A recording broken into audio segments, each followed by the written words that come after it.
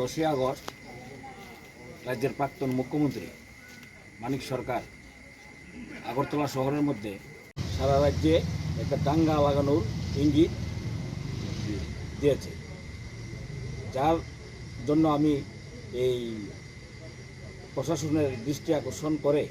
আমি ওনার বিরুদ্ধে যথাযথ ব্যবস্থা গ্রহণ করার জন্য আজকে আমি সিধাই থানায় এসে মামলা দায়ের করি।